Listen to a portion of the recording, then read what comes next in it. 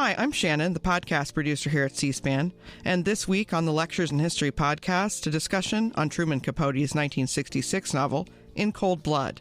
Mr. Capote spent 6 years working on the novel, some of which included help from To Kill a Mockingbird author Harper Lee.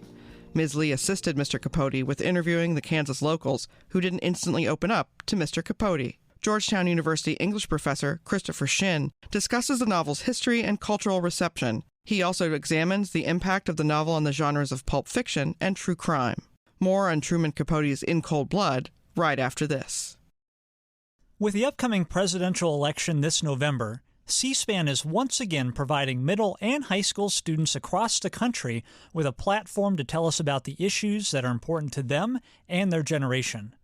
Our 21st annual Student Cam documentary competition is now open to submissions and will award $100,000 in cash prizes to the top 150 videos. For more information, visit studentcam.org. Today we will be talking about Truman Capote's work In Cold Blood, a work of true crime, and also a very significant work in the history of American literature. So this book, In Cold Blood, is very important. It was widely regarded to be a tour de force when it was written in 1966. It was originally serialized in 1965 in the New Yorker magazine, and then it produced broad public interest and debate, both for its sensational topic and for its new methods of journalistic reporting and investigation. There are many sort of concerns that critics have had towards this work because Truman Capote considered this work what he called nonfiction, the nonfiction novel. So to what degree it was nonfiction is a subject of debate. And this work is about a murder in Kansas, in Holcomb, Kansas. But it has a broader importance. As I mentioned, it is very significant to American literary history, and it continues to shape public discussion of the nature of violence in American society. It tells a very intimate story about the demise of an American family and addresses the major impact of violent crime in a small community, as well as it shakes our legal and moral foundations of our nation.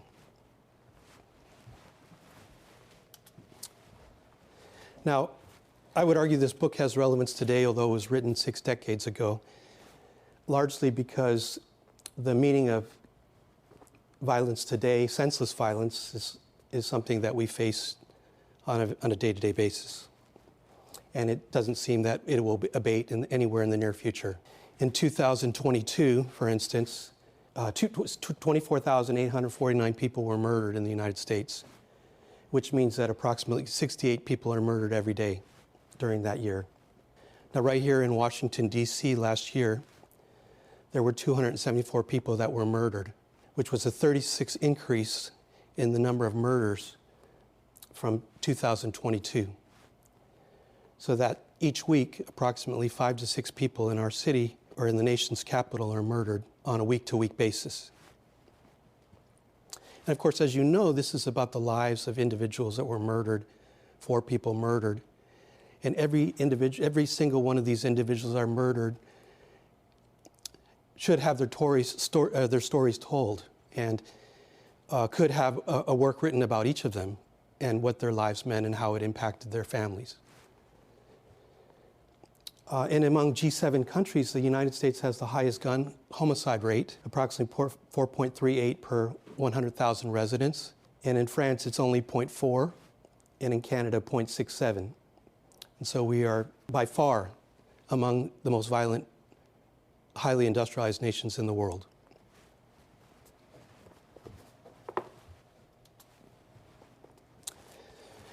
Now, this book, In Cold Blood by Truman Capote, is about the murder of the Clutter family, 4 members of the Clutter family. From the top left, you can see Herb Clutter. He was a successful wheat farmer, rancher on the River Valley Farm, and he owned over 1,000 acres of land in Holcomb, Kansas.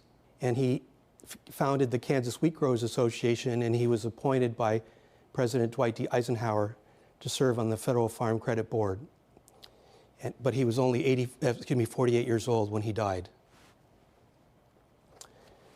Bonnie Clutter was a loving mother, wife, and homemaker, having raised four children, two of which were grown adults. One was about to get married, and the family was very excited. But as you know from this book, she suffered from postnatal and ongoing depression in her life. And she was tragically killed at age 45. The bottom left here, you see Nancy Clutter, and I think she's among the most tragic stories. She was a straight A student in her high school.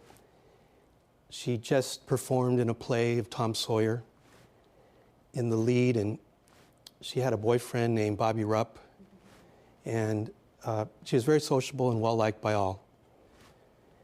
She had a horse. She loved animals, but her horse, Babe, was very special to her. And she was only 16 when she died. And then there was the youngest son, Kenyon Clutter, the only young man in the family of the four children. He was sort of shy and introspective, and he liked to play sports and music, and he was only 15 when he died.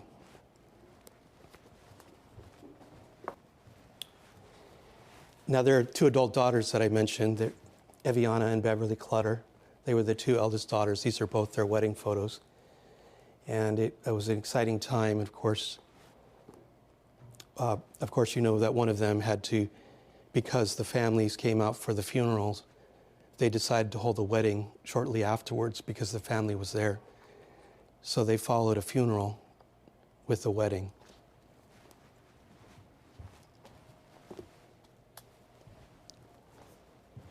Now, the murders were investigated by for 18 men,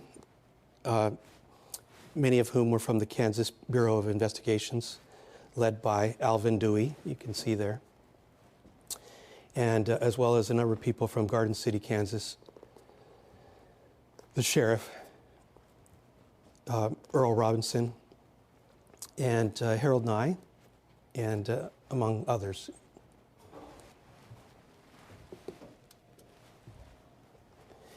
And much of the novel is devoted to the character and the motivation of these two men. Richard Eugene Hickok, or Dick Hickok, on the left, and Perry Smith on the right. Dick Hickok, he was responsible for planning the robbery of the Clutter family. He was an athlete at Olathe High School. He had a fairly high IQ. He was actually 130. It's quite significant. And he was involved in a serious car accident, however, that disfigured him and sustained multiple concussions. So later on, that will figure into possible brain damage that he suffered that affected him for the rest of his life. Now, he was married twice and divorced, and he fathered 3 children. Now, we also have Perry Edward Smith, who died at age 36 by hanging. He was depicted as very sensitive and artistic in this book. You know, he played music, the guitar and the harmonica, and there are many moments where he plays gospel tunes and sings, which seems very incongruent to the mass murderer that we know him to be. He also drew this picture of Jesus that maybe some of you might know that showed a great sort of sensitivity and made people wonder how someone who could be so violent at the same time have this compassionate and open heart to life. He was also an Army veteran of the Korean War, and he suffered from this dissociative disorder and was diagnosed as paranoid schizophrenic. He was of Irish and Cherokee Indian descent, and as he also was in a serious car accident and his legs were so damaged, in a motorcycle accident that throughout his life, he went with this great insecurity about his physical appearance. And he was responsible for murdering the 4 members of the Clutter family.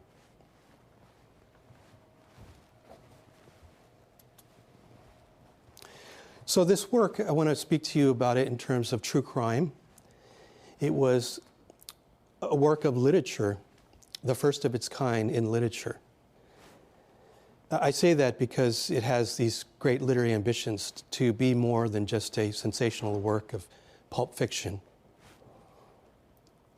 Yet it draws on pulp fiction, which we will discuss. But in terms of true crime, you could see how Rodolfo Wash, his work Operación Masacre, is an Argentinian writer who writes about murder. Many of you know, so this is considered by many to be the first sort of true crime novel.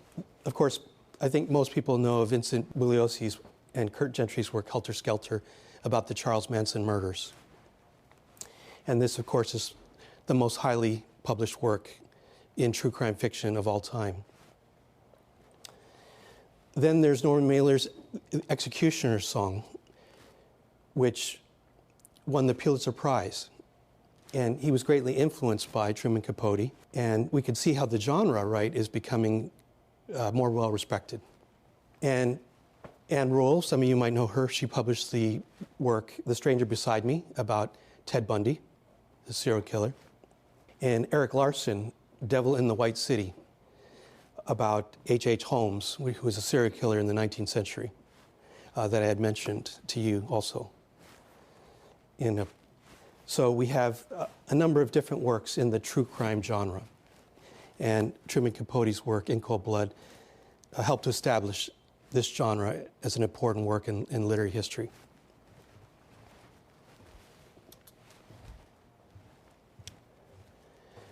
Now, I want to just mention for a moment the title, In Cold Blood, because the title, In Cold Blood, is a very sensationalized title. It doesn't seem like it's going to be a work of serious fiction. It seems like it's coming out of popular fiction or pulp fiction. And it seems like it's one of those hard-boiled detective novels that in the 20s and 30s from Dashiell Hammett or Raymond Chandler, Patricia Highsmith, or Earl Stanley Gardner.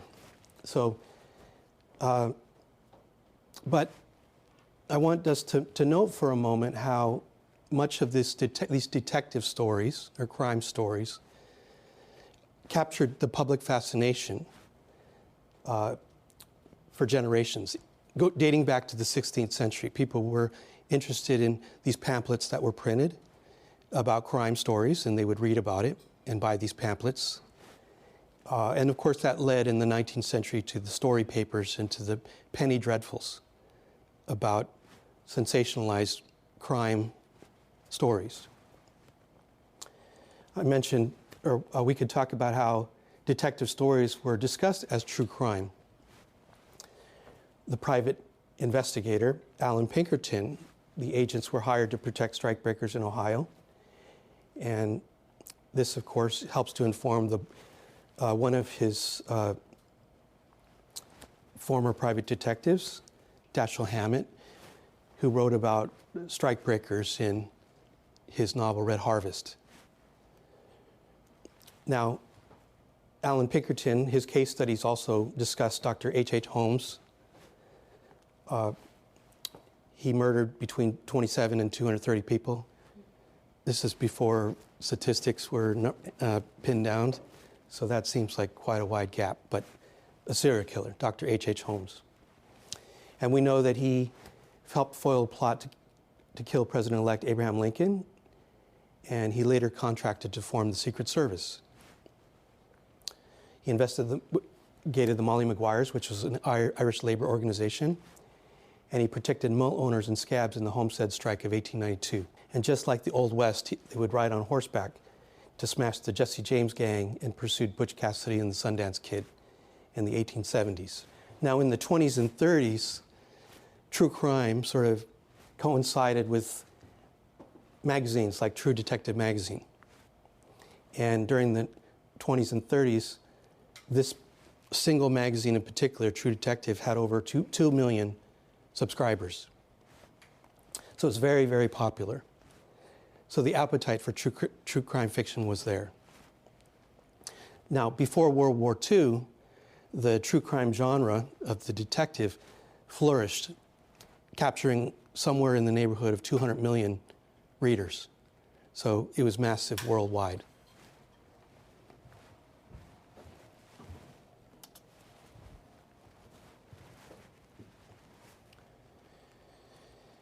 Now, I mention this because in the book In Cold Blood, there are direct references to works of pulp fiction and to film noir. And it's one of the reasons why he called his book In Cold Blood, because he had in mind all of this history of true crime and of the genre of hard-boiled detective fiction. We know that on the last night, Bobby came over to Nancy's home and watched television, and together they watched the show called The Man in the Challenge. And then after this show, they watched a Western. And that after a spy adventure, Five Fingers. And finally, Mike Hammer came on at 9:30. So this reference to Dashiell Hammett is very significant, although it seems like a footnote in the book.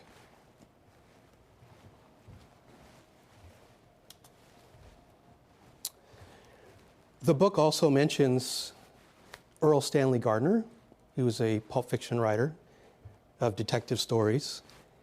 And we know that he wrote for Argosy, Black Mask, and Detective magazines. He combined legal knowledge and action in detective fiction, and he published The Case of the Velvet Claw, which introduced his most famous fictional character, Perry Mason. And in Cold Blood, you could see that there's a diary entry for Perry Edward Smith. So the killer in the book wrote in his diary, quote, "It is almost impossible for a man who enjoys freedom with all its prerogatives to realize what it means to be deprived of that freedom," said by Earl Stanley Gardner. So we see how, Gardner is also mentioned in the book.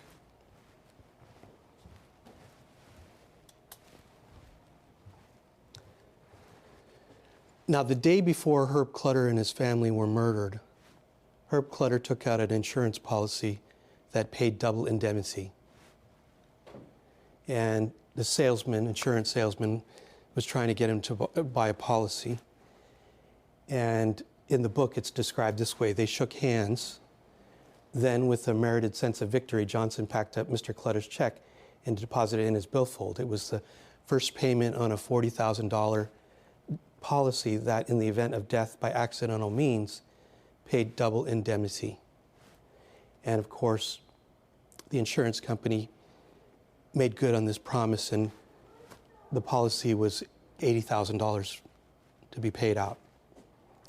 But the fact that there's this intrigue about double indemnity with the crime reminds us of the film Double Indemnity, among the most famous works of film noir.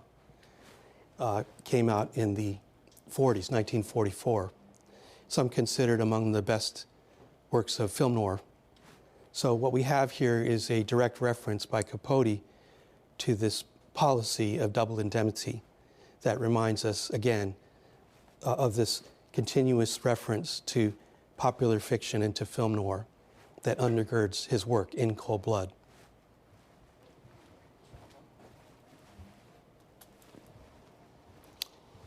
But perhaps the most direct reference to pulp fiction is a reference to Doc Savage. And as you know, before they render the verdict, there are a group of people milling around outside the courtroom talking about, the closing arguments.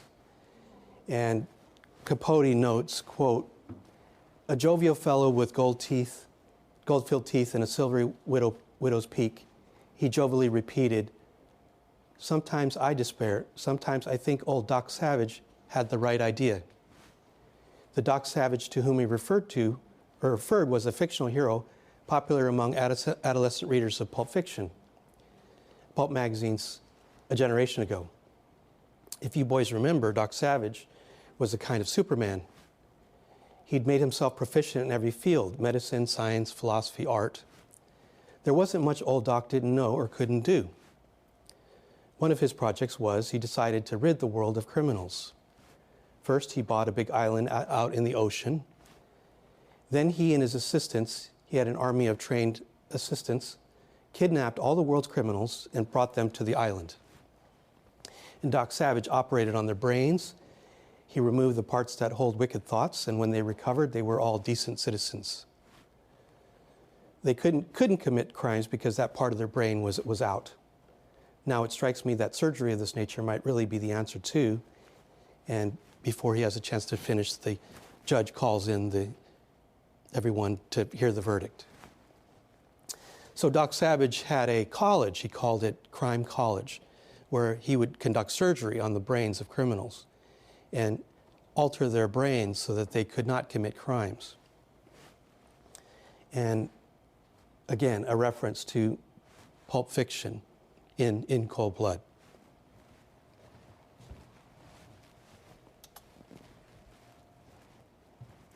And there are other references. These are just odd references that appear in this work in Cold Blood that also reference pulp fiction. Dick Hickok wrote a manuscript telling his own account of the Clutter murders, The High Road to Hell, which was never published. And we'll talk about that in just a second. But he did compare himself to Tarzan, Edgar Rice Burroughs' Tarzan of the Apes, that was published in 1914. First serialized in 1912 in All Story magazine. And we have, again, Dick Hickok wrote his own manuscript about the murders that he called The High Road to Hell. He tried to get Random House to publish it, and they would not publish it because they were committed to publishing Truman Capote's work in Cold Blood. So Dick Hickok reached out to Mac Nations, who published the correspondence that he had with Hickok in Mail Pulp magazine in 1961. Also, this is very odd, but one of the young persons who died in that murder was Kenyon Clutter, and next to his body on a coffee table were a whole stream of pulp fiction magazines, and they were romance magazines, pulp fiction romance magazines. And it was very odd to find these works in the Clutter home because Mr. Clutter was a very strict religious man, and his family were very religious, and it is likely that he would not like to see these kinds of magazines in his home, and yet they were spread all over the coffee table. And this is mentioned by a book published recently by Gary McAvoy, and Every Word is True.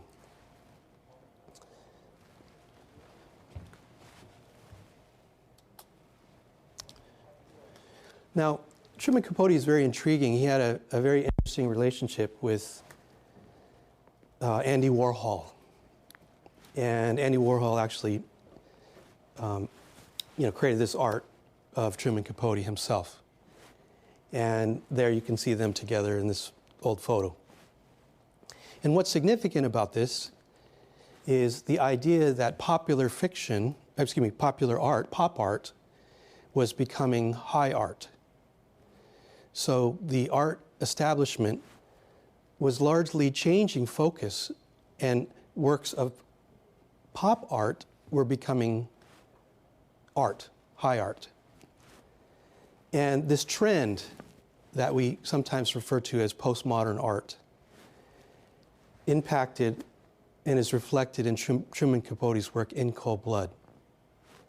Because Truman Capote, I would argue, is doing something very similar to Andy Warhol. What Andy Warhol was doing to high art by bringing popular art into the establishment was what Capote was trying to do with popular fiction in the realm of literature. And that popular fiction, which seemed to be inferior to literature, were in fact merging And today, there are many works that sort of bring together popular fiction and literature.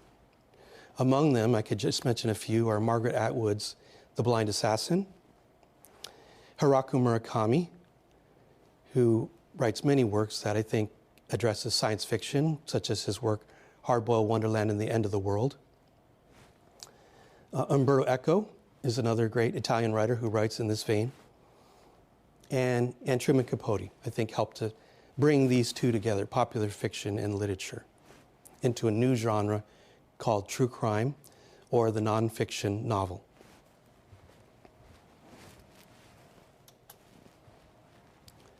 So to get us to try to understand this, I want us to look at an interview that Truman Capote gives to George Plimpton. And it was published in the New York Times in January 16th, 1966. And it was, quote, "the story behind a nonfiction novel." And here, Capote describes this idea of a nonfiction novel and how this idea would be a first of its kind in the world of literature. So you can see the question being asked by George Plimpton, and then we have the answer given by Truman Capote. So I'd like to ask if somebody would be able to read what Capote says. Okay, great, thank you. Not really, no. During the last year, I've learned a good deal about crime and the origins of the homicidal mentality. Still, it is a layman's knowledge, and I don't pretend to anything deeper. The motivating factor in my choice of material, that is, choosing to write a true account of an actual murder case, was altogether literary. The decision was based on a theory I've harbored since I first began to write professionally, which is well over 20 years ago. It seemed to me that journalism, reportage, could be forced to yield a serious new art form, the nonfiction novel. As I thought of it, several admirable reporters, Rebecca West for one, and Joseph Mitchell and Lillian Rose, have shown the possibilities of narrative reportage, and Miss Rose, in her brilliant picture, achieved at least a non-fiction novella. Still, on the whole, journalism is the most underestimated and least explored of the literary mediums. Okay, good. So he introduces his idea here of the nonfiction novel, and what would you say are his interests? Like, why does he want to create the nonfiction novel? It's like an untapped field. He believes it's an untapped field. It's something we should explore more in depth.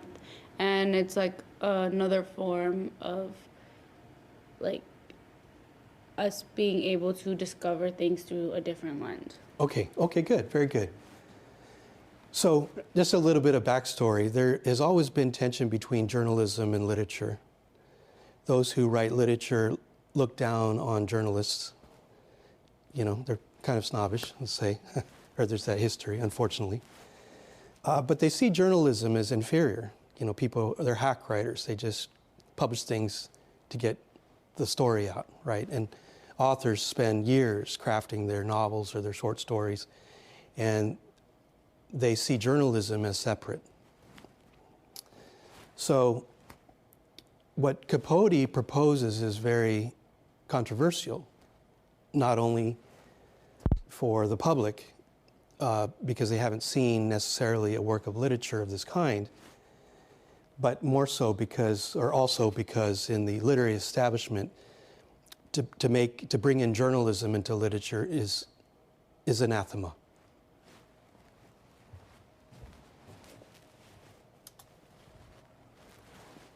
Okay, so George Plimpton asks, why should that be so? Can I have somebody else read? Do you mind, Catherine? Thank you. Why should that be so? Because few first-class creative writers have ever bothered with journalism, except as a sideline hack work, something to be done when the creative spirit is lacking, or as a means of making money quickly. Such writers say, in effect, why should we trouble with factual writing when we're able to invent our own stories, contrive our own characters and themes? Journalism is only literary photography, and unbecoming to the serious writer's artistic dignity. Another deterrent, and not the smallest, is that the reporter, unlike fantasist has to deal with actual people who have real names. If they feel maligned, or just contrary or greedy, they enrich lawyers, though rarely themselves, by instigating libel actions.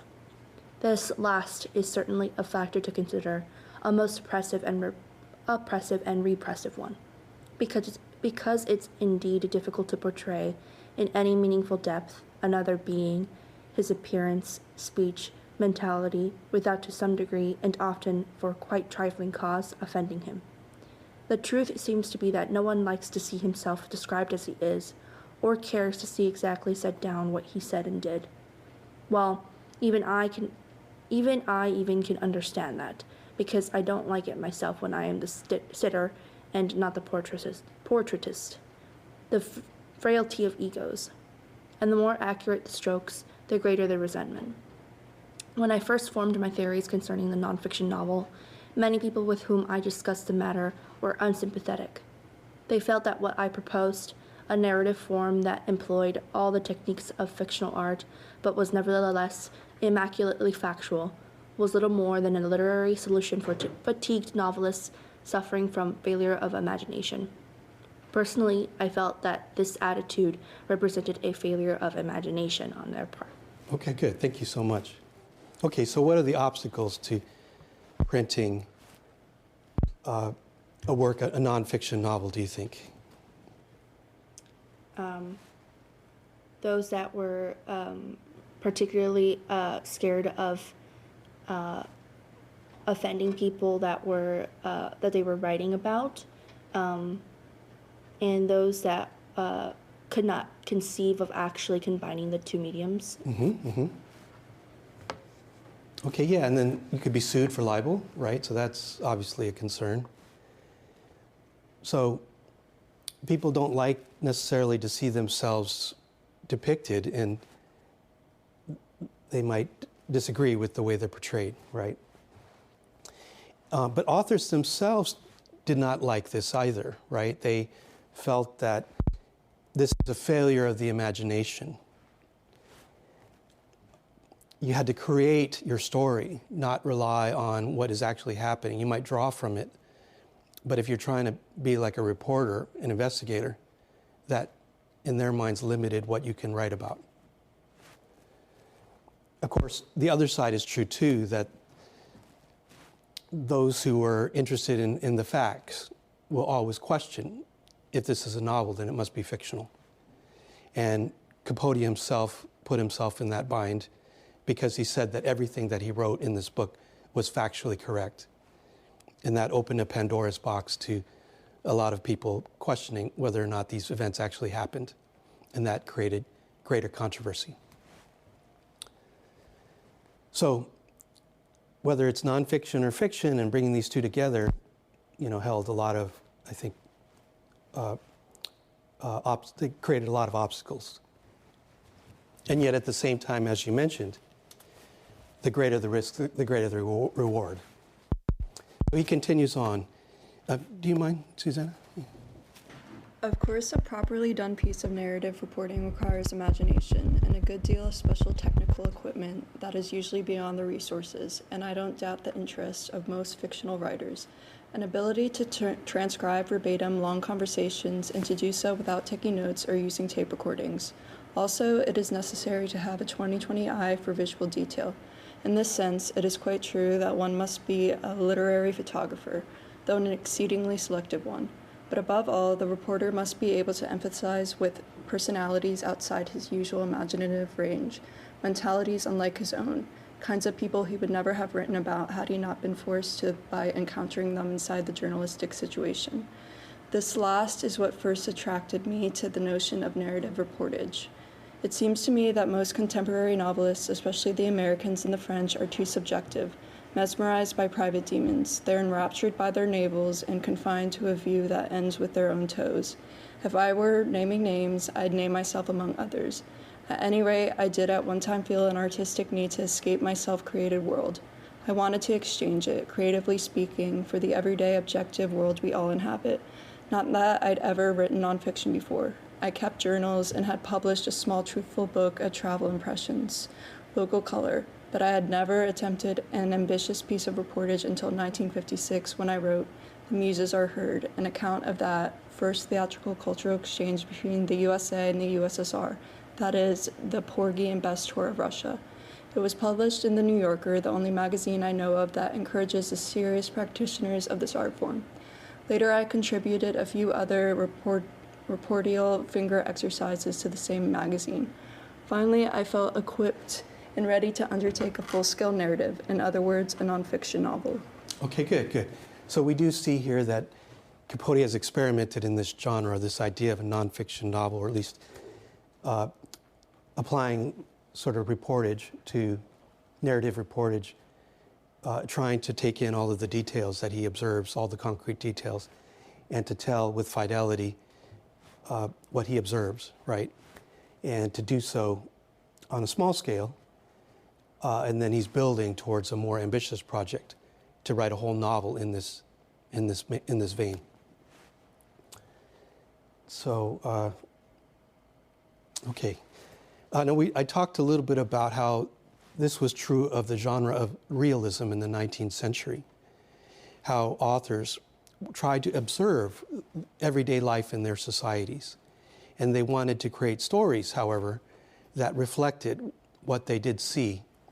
Balzac, for instance, as I mentioned, wrote his work, La Comédie Humaine, about the human comedy, about how all strata of society, from the top of the summit to the base of society, at the bottom of society, he described in his work.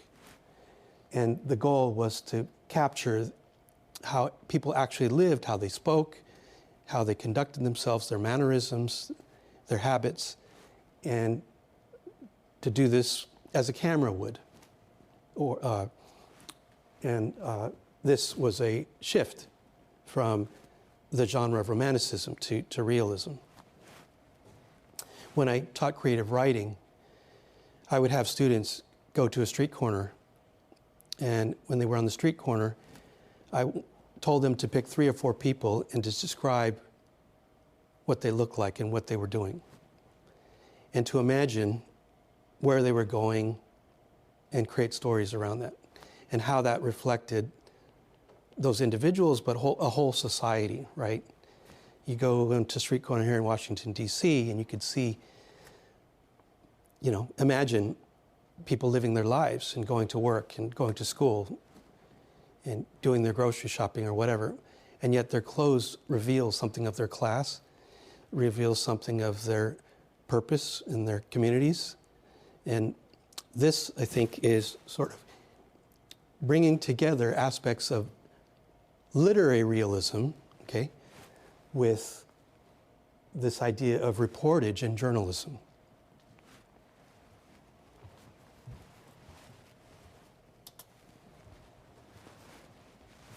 Now, some people say that John Hershey's Hiroshima or Oscar Lewis's Children of Sanchez were early examples of a, quote, nonfiction novel.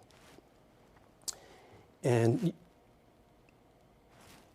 Capote anticipates this type of question, and he responds to it. So, Karina, can I ask you, or may I ask you, if you don't mind? Yeah. The Oscar Lewis book is a documentary, a job of editing from tapes.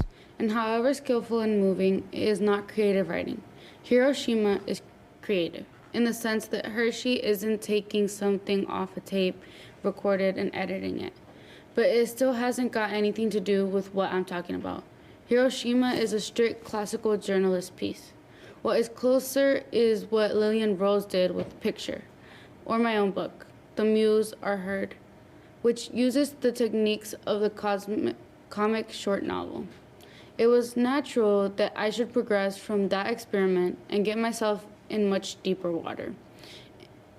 I read in the paper and the other day that I had been quoted as saying that reporting is now more interesting than fiction. Now, that's not what I said. And it's important to me to get this straight. What I think is that reporting can be made as interesting as fiction and done as artistically, underlining those two as. I don't mean to say that one is superior form to the other. I feel that creative reportage has been neglected and has great relevance to the 20th century writing. And while it can be an artistic outlet for the creative writer, it has never been particularly explored. Okay, good. So what we essentially see here is that there has been creative journalism, like John Hersey's Hiroshima and Oscar Lewis's Children of Sanchez. But it's not quite the nonfiction novel. Why do you think it's not quite the nonfiction novel?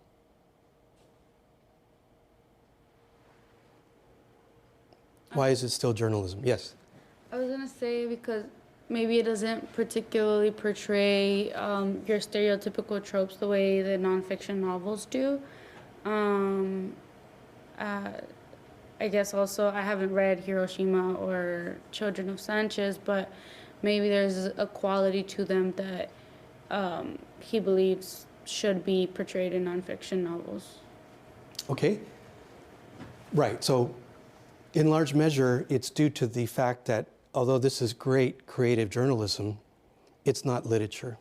These are not creative writers. They don't write creative writing for fiction. They write in journalism, and they can add creativity to it and literary qualities to it, but they're not trained in writing literature. So the difference here is that what Capote is imagining is actual authors or writers, creative writers, writing and drawing on journalism, but doing it as well as and as detailed as a journalist would, right, in their reportage, in their investigation, and in their observations of society, and combining that to what is artistic and what is literary in a creative sense.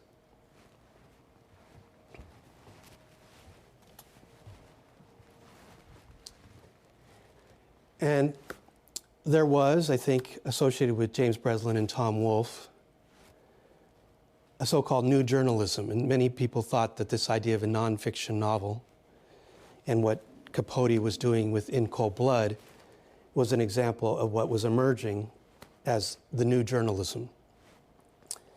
And among these writers that exemplified the idea of new journalism was Tom Wolfe, but also James Breslin. And so he says, quote, "If you mean James Breslin and Tom Wolfe and that crowd, they have nothing to do with creative journalism, in the sense that I use the term, because neither of them nor any of that school of reporting have the proper fictional technical equipment.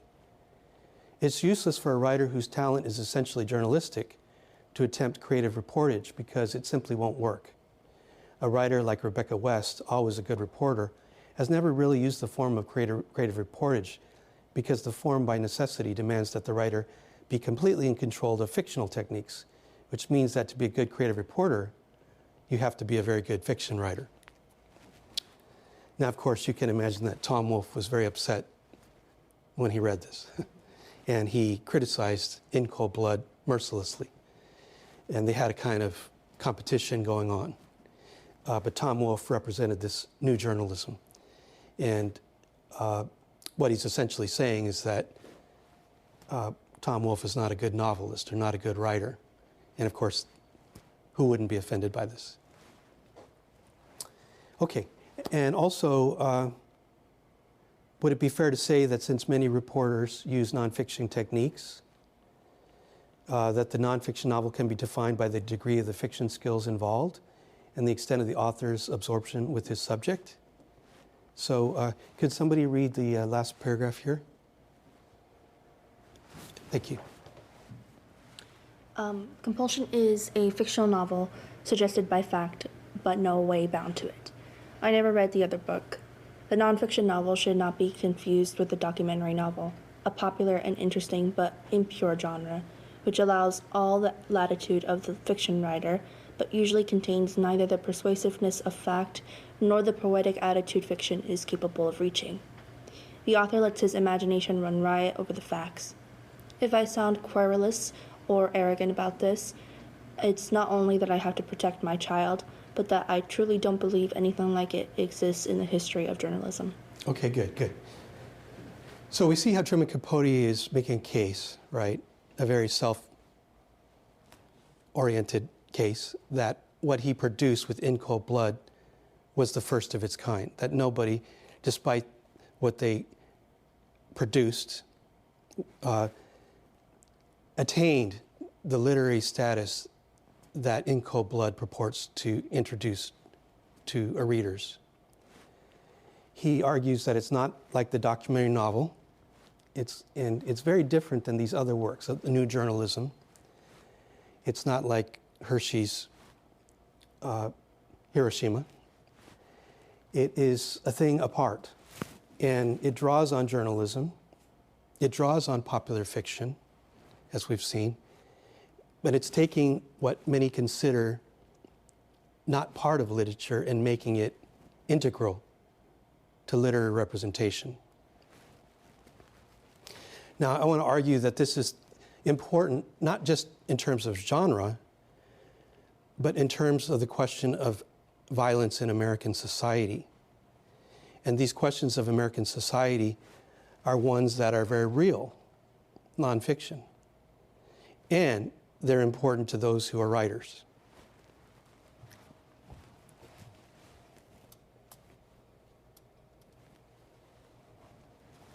Okay, so we'll complete this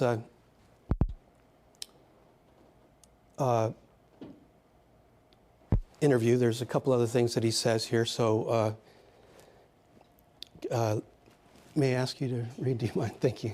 What is the first step in producing a nonfiction novel?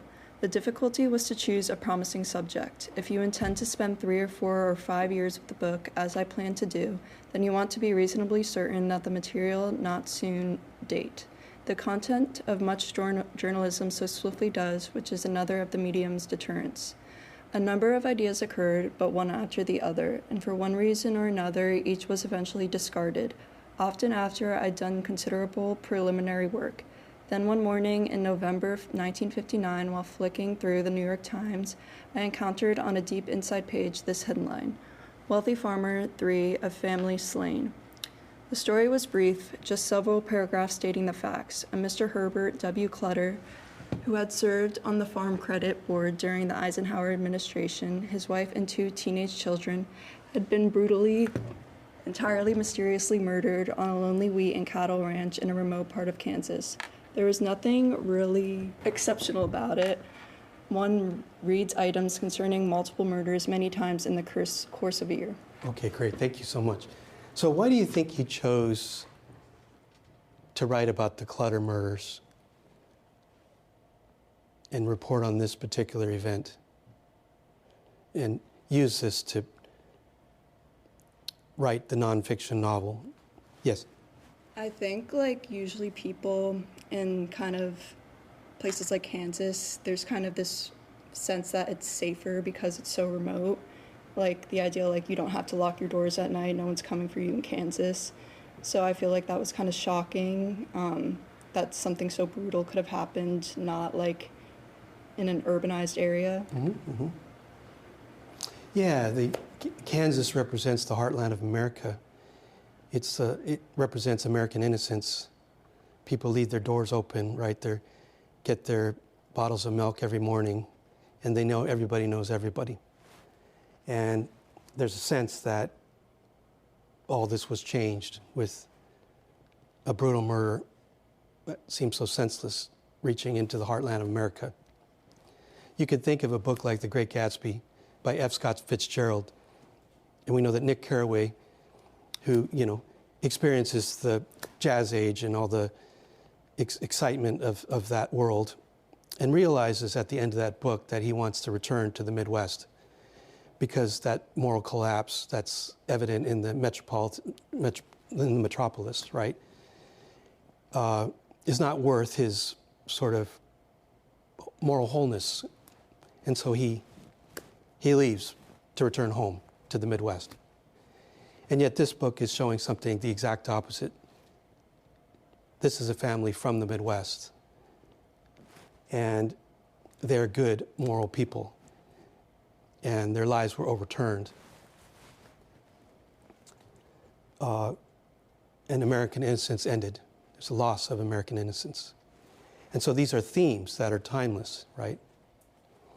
Again, 68 people die every day, right, are murdered every day. And you wonder how many stories like this, are still grieving, right? Still asking these large questions about why does this violence have to happen, and larger existential questions about why God allows this to happen, or, was this related to some sin and death, or is this related to crime and punishment? Is this related to the meaning of life, and why does it matter,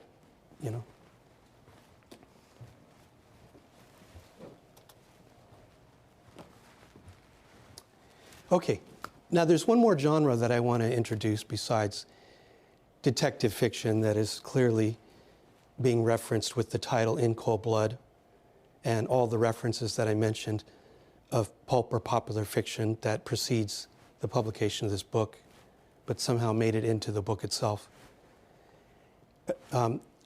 We also talked about true crime, right? How this is an emerging genre. And this idea of the nonfiction novel.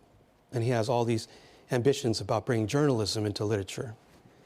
So all of that is true, but the novel is actually very dependent on another genre. And this is the opening to the book. Okay, so let's read the opening of the book and talk a little bit about it. The village of Holcomb stands on the high wheat plains of western Kansas, a lonesome area that other Kansans call out there. Some 70 miles east of the Colorado border, the countryside, with its hard blue skies and desert clear air, has an atmosphere that is rather more far west than Middle West. The local accent is barbed, with a how do you say that word? Prairie twang, a ranch hand nasalness, and the men. Many of them wear narrow frontier trousers, Tustons, and high-heeled boots with pointed toes. The land is flat, and the views are awesomely extensive. Horses, herds of cattle, and white cluster of grain elevators rising as gracefully as Greek temples are visible long before a traveler reaches them. Okay, good. All right, so let me ask you, what does this remind you of? What popular genre does this remind you of? The Western. The Western, very good. Why the Western? It's a romantic description of the countryside.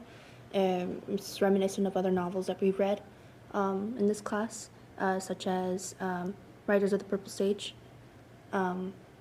with its romantic description of the western frontierlands of Utah. Okay, good, yes. Right, so it's the Western, right? And Kansas is this, the wheat plains, in the Midwest of America, right? And there are people wearing their Stetsons, and they have a local barbed accent with the prairie twang, a ranch hand nasalness. You could picture the ranchers, right? The cattle ranchers, the farmers, and people riding horses and their herds of cattle. And there are grain elevators, that are rising as gracefully as Greek temples, are visible long before a traveler reaches them.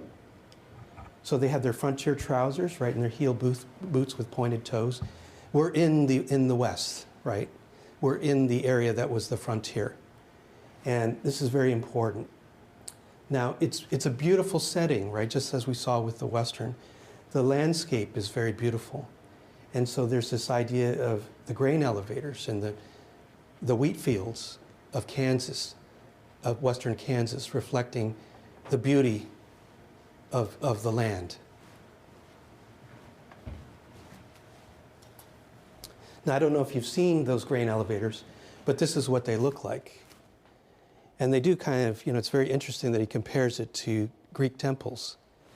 And what's important here, again, as we see that Capote is self-consciously bringing in the literary to describe the landscape and the beauty of the landscape. And we know, of course, from the Western that the beauty of landscape is not just describing the setting, it's essential to their sense of wholeness and to the unity and harmony with nature.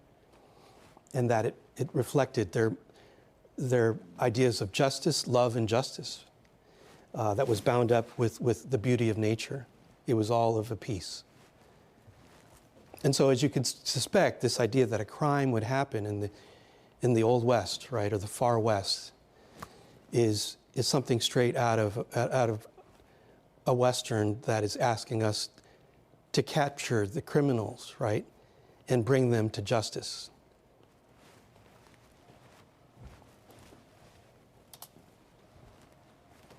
So we have here this idea, continuing on with the novel. So, do you mind, Kath? Farm ranchers, most of them, they are outdoor folk of very varied stock. German, Irish, Norwegian, Mexican, Japanese. They raise cattle and sheep, grow wheat, milo, grass seed, and sugar beets. Farming is always a chancy business, but in western Kansas, its practitioners consider themselves born gamblers, for they must contend with an extremely shallow precipitation. The annual average is 18 inches, and anguishing irrigation problems. However, the last 7 years have been years of droughtless beneficence. The farm ranchers in Finney County, of which Holcomb is a part, have done well. Money has been made not from farming alone, but also from the exploitation of plentiful natural gas resources, and its acquisition is reflected in the new school, the comfortable interiors of the farmhouses, the steep and swollen grain elevators. Okay, so people have become very prosperous. They've benefited. They are here on the, in western Kansas, as farmers, as ranchers, planting beets and wheat, right? Raising their cattle and their sheep. And there's been a bounty of rain to help with the farming, right? With the fields. And this droughtless beneficence is reflected in the fact that many people have prospered. Among them, of course, the Clutters, the Clutter family. Mr. Clutter and his family are wheat growers. And so we see here how the whole community has benefited. There's natural gas resources as well.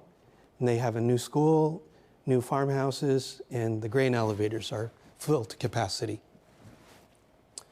Now, I would probably argue that it's not so much about the agricultural economy that Mr. Clutter was deeply involved in which he shaped the policy during the Eisenhower administration in the 1950s. Certainly, he made a great impact, and that's why he was appointed by the president and started his own Kansas Wheat Association. So he was very involved politically in his time and made significant differences supporting the other farmers. But I would argue that what we're getting more so in this introduction is about the sort of pastoral landscape and the sort of idyllic way in which the people are prospering that live and are part of this frontier community, so to speak. This is how the Western begins, usually, with the beauty of nature, things are in their proper place until something terrible happens, right? And so then, one morning in mid-November, November 15th, 1959, few Americans, in fact, few Kansans, had ever heard of Holcomb. Like the waters of the river, like the motorists on the highway, and like the yellow trains streaking down the Santa Fe tracks, drama in the shape of exceptional happenings had never stopped there. The inhabitants of the village, numbering 270, were satisfied that this should be so, quite content to exist inside ordinary life, to work, to hunt, to watch television, to attend school socials, choir practice, meetings of the 4-H club.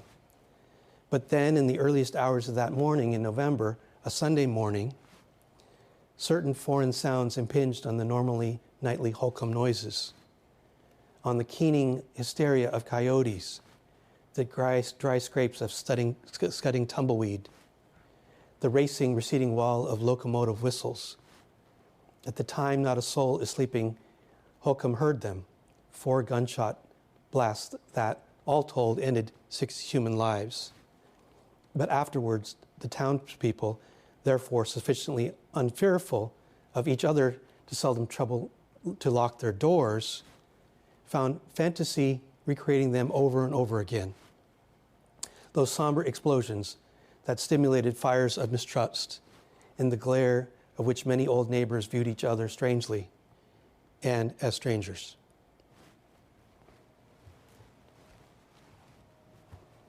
So I think this draws on the idea of the Western, right, as we talked about, this idealized pastoral landscape and the people who prospered in their lives that seem to be,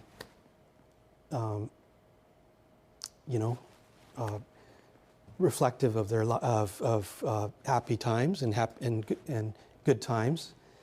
Now their world has been turned upside down by these murders, right? These murders that will eventually lead to the ending of six lives, right? Now, how is this literary? Let's talk a little bit more about that idea. How would you say this is literary, aside from genre?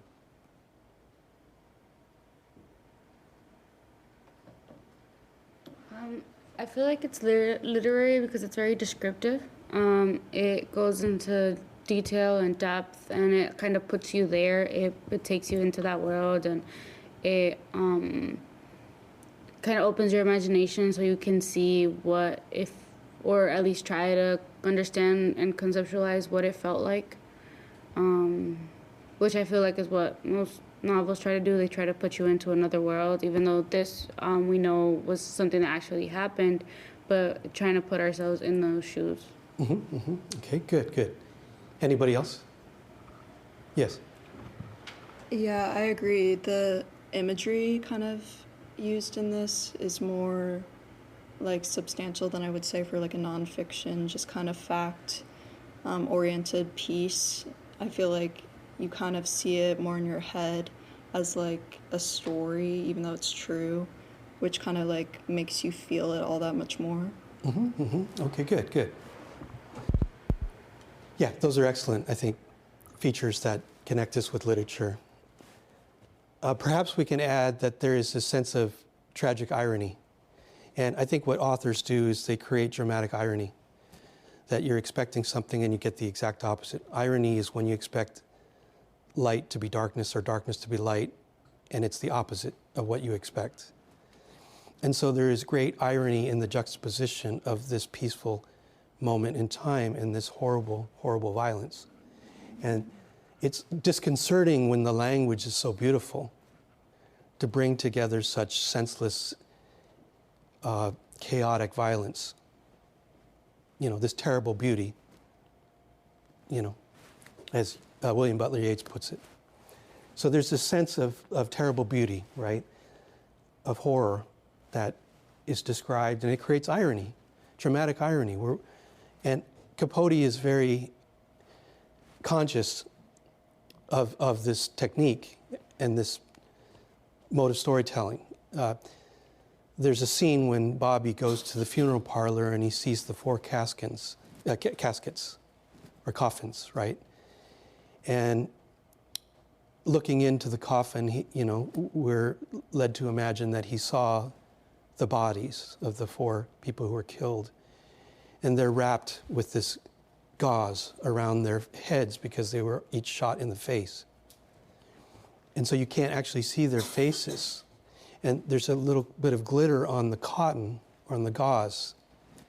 And Capote describes this as lightly fallen snow. And it's a beautiful image, right? But again, it's covering the horror of how these 4 people, all of them young, their lives were extinguished so violently. And yet it's described, in such beautiful language.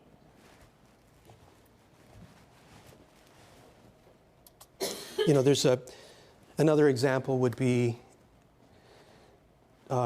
Nancy Clutter. She was so happy to wear this red dress. Do you remember that? She had created herself. They picked out a cloth and she stitched it. She's very talented, made her own dress, and she was so excited to be wearing it, right? And then it became the dress that she wore in her coffin, And it's those kinds of moments that Capote is taking from real life and trying to show us the irony, that heightens the discordant ways that something beautiful and hopeful is, matched with something horrible and evil and ugly. Now, going back to the Western, because the Western is very important, the idea of violence is very critical that we talked about to the founding of the country itself. Our country is based, the United States of America is based on a frontier myth, as we talked about with Frederick Jackson Turner, who described the frontier myth, the founding myth of America, that this myth, which has sacred connotations of manifest destiny, right, of going from coast to coast, that these types of ideas represent the spirit of redemption of America and its renewal. When people moved westward, they compared it to the Israelites crossing, leaving Egypt into the wilderness, right, and making their way to the promised land, the land of Canaan filled with milk and honey. And of course, when they got there, they had to defeat a lot of their enemies, the Amalekites and the Canaanites. And it's a war, right? And the war would lead to their greatest sort of belief that the land would be theirs, right? A land flowing with milk and honey. Now, the myth, according to Richard Slotkin, who describes this in his book Gunfighter Nation, he connects to the concept of regeneration through violence. And the myth represents this idea that they play through a scenario of separation, temporary regression, to a primitive or more natural state, and eventually leading to some kind of progress, state of progress. And that state of progress will create a new kind of world or new utopia. Now, the old utopia was beautiful as well, but it too died or ended, and a new one is born. And this sort of mythic cycle is one that is very much part of the story, according to Richard Slotkin, the frontier myth. So there are stages, right? And we could see that these stages of the Western are ones that are followed in the telling of the story of In Cold Blood. It starts with this American pastoral landscape, right?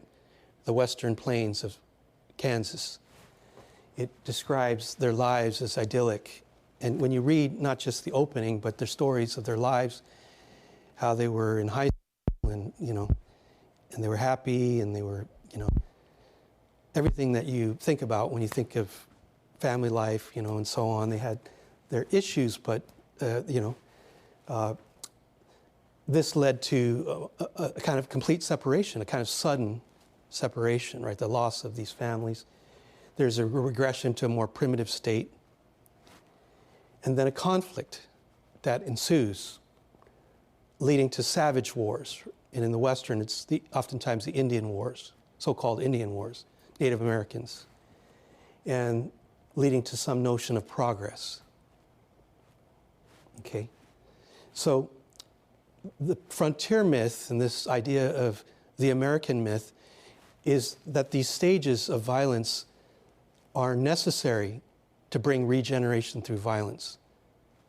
In order for society to be renewed, it must do so through violence.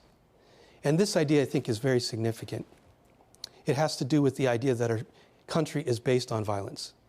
We like to think of our country as opposed to violence, anti-violent, but we're founded on violence. Our very ideas of violence we consider sacred. there are two great examples of the highest citizen in the country. Those who kill for the country and those who die for the country.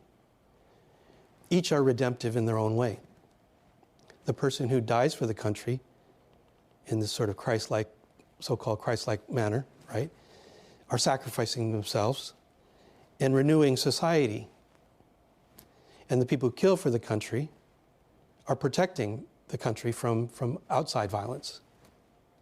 As if to say that there needs to be some symbolic act of violence that takes the place of all other sort of generalized violence. That if we deem a sacred violence important, it will take away from the other types of violence, the chaotic violence.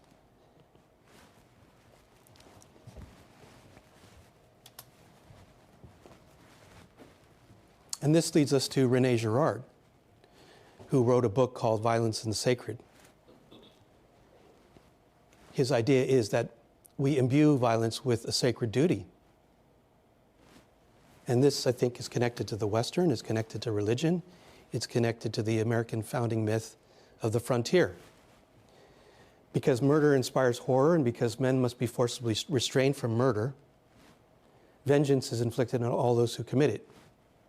The obligation never to shed blood cannot be distinguished from the obligation to exact revenge on those who shed it. If men wish to prevent an interminable outbreak of vengeance, just as today we wish to prevent nuclear war, it is not enough to convince their fellows that violence is detestable, for it is precisely because they detest violence that men make a duty of vengeance. So violence becomes sacred in this instance, because to exact revenge is to prevent violence from occurring. And so you're mandated to commit violence to stop violence.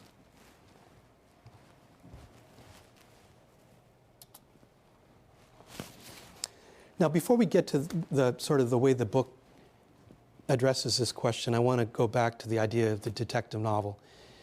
And when we read the detective novel, let's say Dashiell Hammett's Red Harvest or Mickey Spillane's I, the Jury, there clearly is the pursuit of vengeance, a pursuit of justice. It might not be justice in the traditional sense through the courts, but that justice is that the guilty will be punished.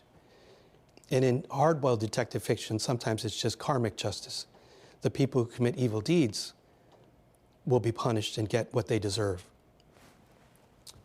So the point of this is that Truman Capote, in his work In Cold Blood, is deliberately building towards a climax.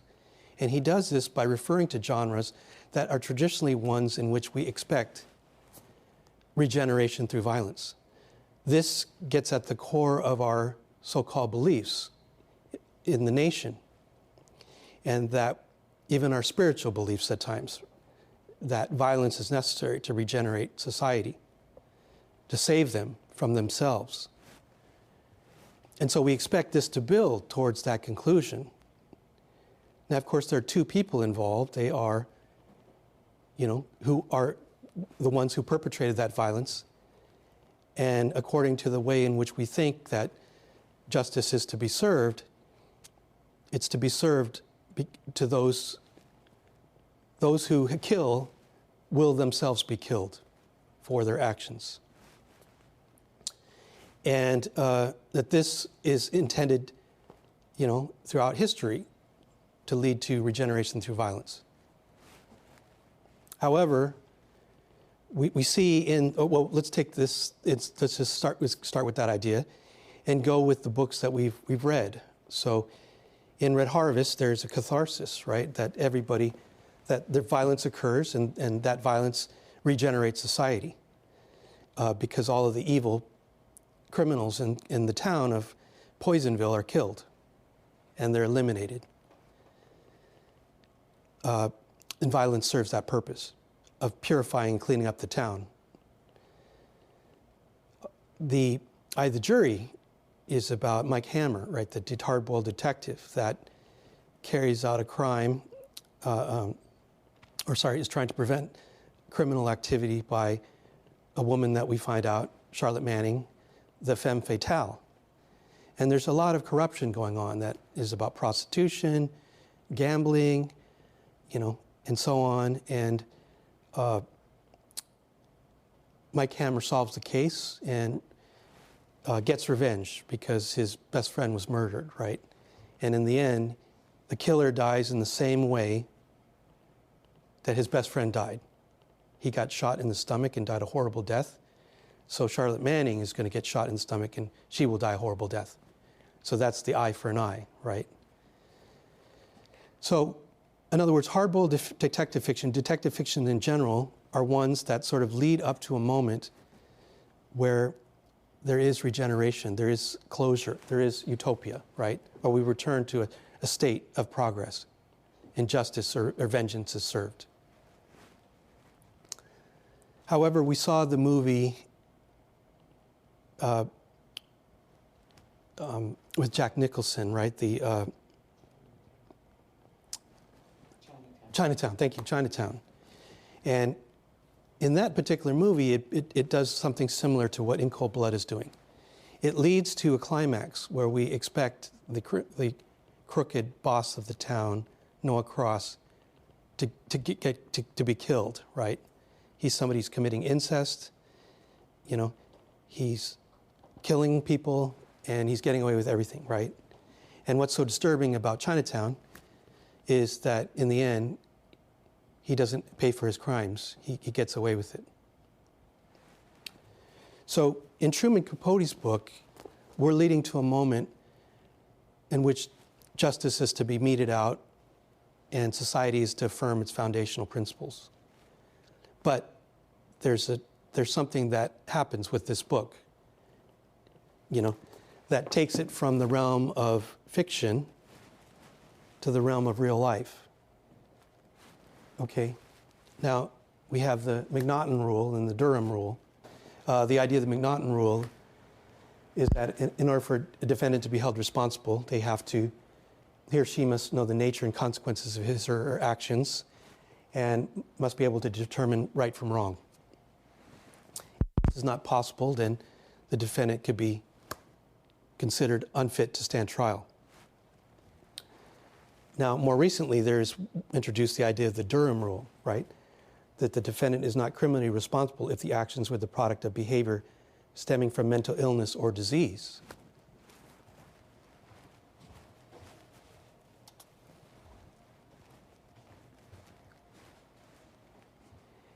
And in the book, we have references, and this is unusual, but to actual scientific publications, one of which was this piece published in the American Journal of Psychiatry, written by Carl Menninger, Erwin Rosen, and Martin Mayman.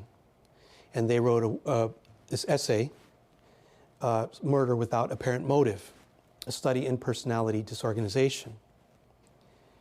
And Dick and Perry were sort of diagnosed by a psychiatrist named Dr. W. Mitchell Jones. He was a criminal psychiatrist at Larned State Hospital, and Dr. Joseph Staton of the Menninger Clinic in Topeka, Kansas, also affirmed the conclusions drawn by Dr. Jones. So together, these scientific cases show that Dick Hickok and Perry Smith, right, that their findings were relevant to their defense. And although the McNaughton rule was invoked to suggest that they are able to stand trial, the diagnosis was that Perry was a paranoid schizophrenic and that he had dissociative moments due to trauma in his life. Now we know that the trauma that he experiences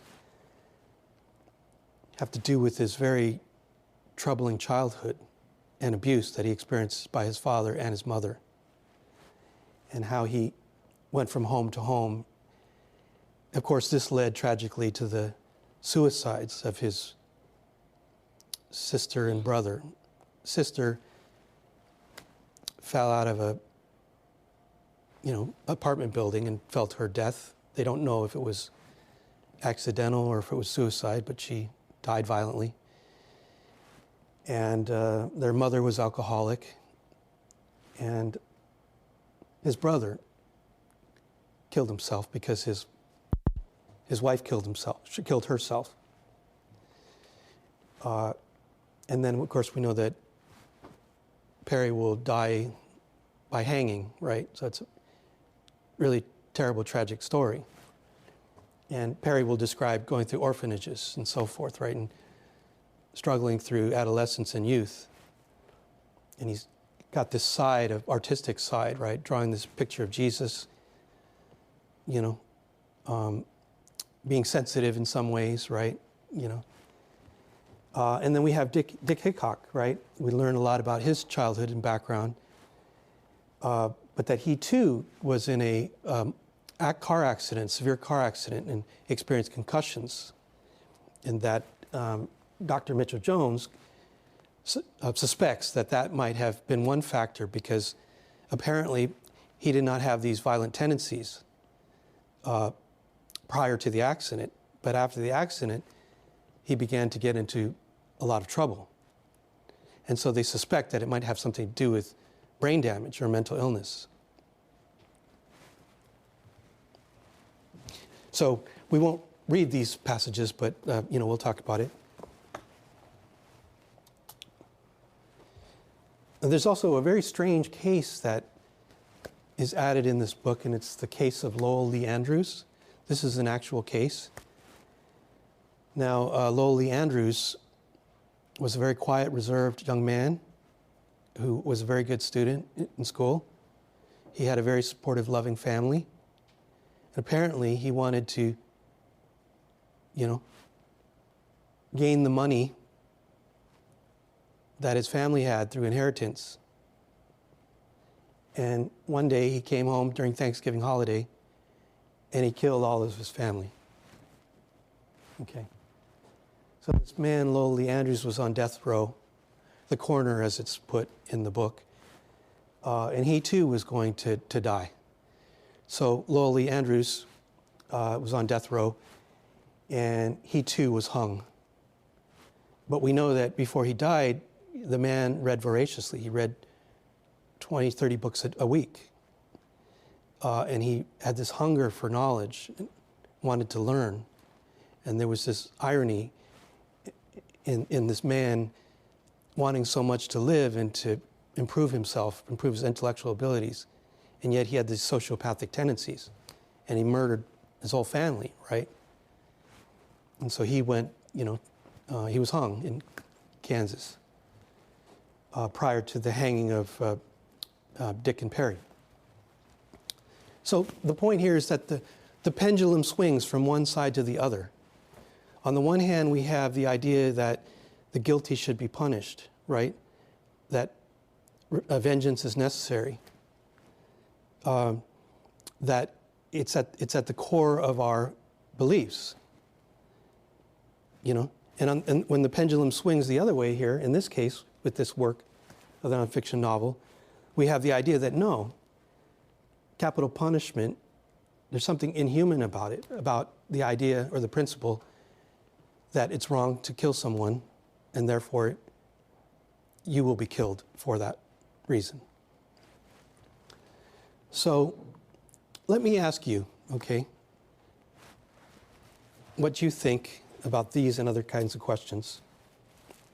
But last comment, I want to show that there's an epigraph that begins the book. It's a quote by Francois Villon, and the quote reads, in the English translation, is, "Brothers, men who live after us, let not your hearts be hardened against us, because if you have pity for us poor men, God will have mercy towards you."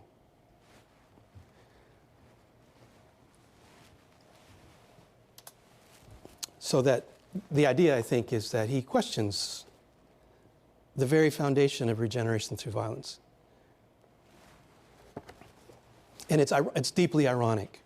It's as disturbing as seeing the freshly fallen snow through the gauze on the corpses of this family that seems to be so beautiful and peaceful, Okay, so let's ask this. We have some final questions here. I guess let's start with number 3 because it's building on this question. And do you think, or was it appropriate for Capote to humanize the killers, Perry and Dick, of so brutal a crime? Or is this approach, in essence, quote, giving sympathy to the devil? Yes? In a way, I think it was appropriate because so often when we think of killers or like murderers, we kind of have this vision in our head that they're inhuman or monsters, but at the end of the day, they are people, and anyone technically could be a killer, which is something we often don't want to admit, but I think it's important to realize that at the end of the day, they had their own histories, their own backgrounds, but they were still capable of evil. Mm-hmm. Okay, good. Anybody else? I mean, if they were painted as monsters, right, I think we wouldn't have sympathy for them, right? And as we saw with the Western of Zane Grey, the Mormons that are depicted in that work are vilified, right? It's a Manichaean world. A Manichaean world is very dualistic, good versus evil. And what we have here is a complication of those sort of moral equivalences. Well, that's what Capote is doing, right? He's trying to humanize. It's a very liberal humanist novel, right? Which is very different from what we've read. And so I wanted to have us think about it in terms of, the literature that we read, and this particular work that's questioning some of those foundations. Now, do you think, does In Cold Blood succeed in bringing together popular fiction and literature? Well, we can add journalism and literature, or do you think it was it a failure of sorts? Is it mixed? Anybody? Well, yes, it was absolutely a true success, and its survival to today is one of the most popular true crime and fictionalized crime novels is true proof of that. It is a literary novel, and his literary chops are shown all the way through this book, from the first page on, from the descriptions on.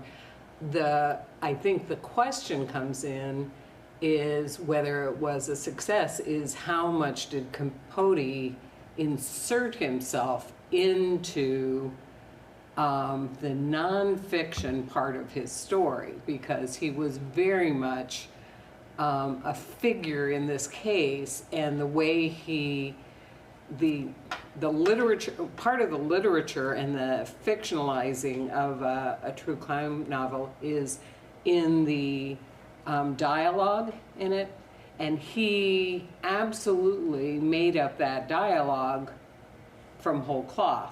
Yes. And so,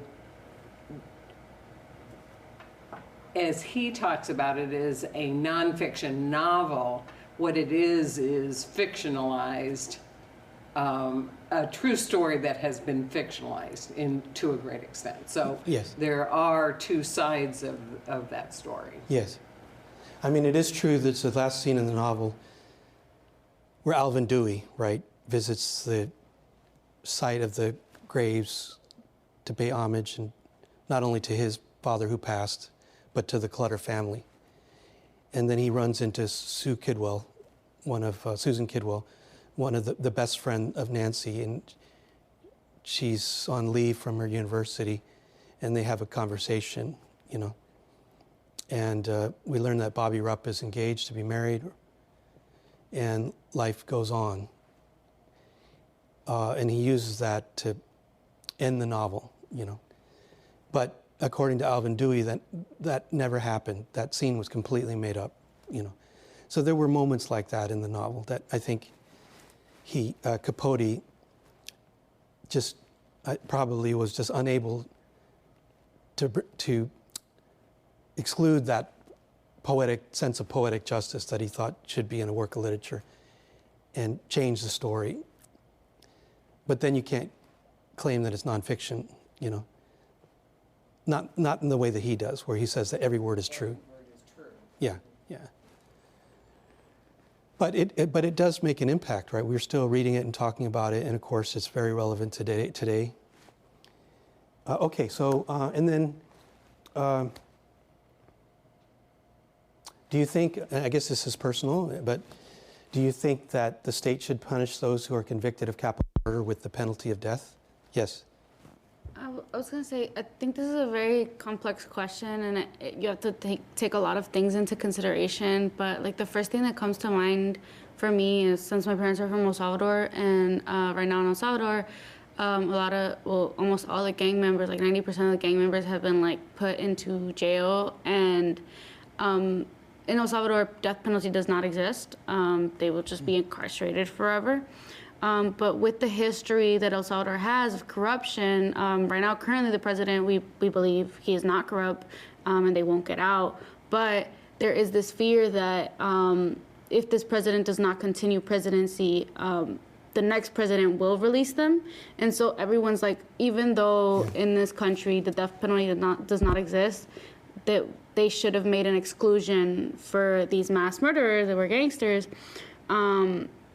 And kill them, because if the next president does release them and is corrupt and falls into their pockets, well, they're gonna start killing everyone because of everyone who was like, because it was a mass sweep of all the gangsters in El Salvador, and so there was a bunch of people who I guess were considered snitches because they were like, oh, I know that this one lives here, this one lives here, this one lives here. It was a mass roundup, and so if they ever were to get out, they would do a mass killing of everyone who gave up their locations and all these other things. And so there is this fear in the population, in the general population in El Salvador.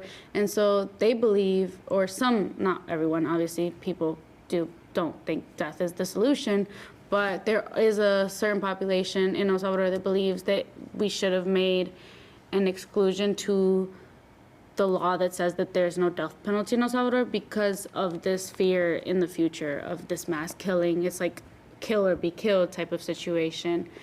So it's a complex question, and it does beg to know all the circumstances. But it's still, like, even if I were to just answer yes or no, I still don't think I would teeter-totter between yes and no, because it's a very complex question, and you'd have to decide between whether you want to see death as something that is you can just do.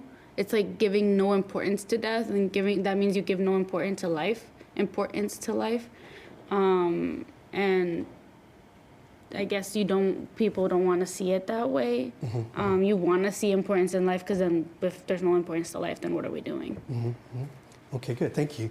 Yeah, I think this is a big question, right? So, and everybody has different opinions about it. Let's see here. Well, I think we might be running out of time. But let me just ask this last question here. That this idea of the true crime genre, finally, that it's proliferating, right? It spawned so many podcasts and books and shows, right? But what's interesting, I found in my research, is that the audience for a lot of this true crime are in fact women. That 70% of the consumers of true crime are women. And so I want to ask you, why do you think that might be the case? Yes? There are a couple of reasons. One is that the female population feel sort of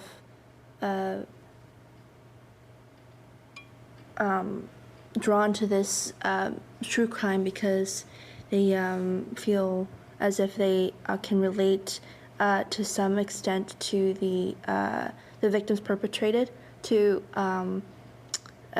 for the majority of cases of true crime that the victims are, I believe, women, or are targeted for specific reasons that a lot of, I believe, feminists are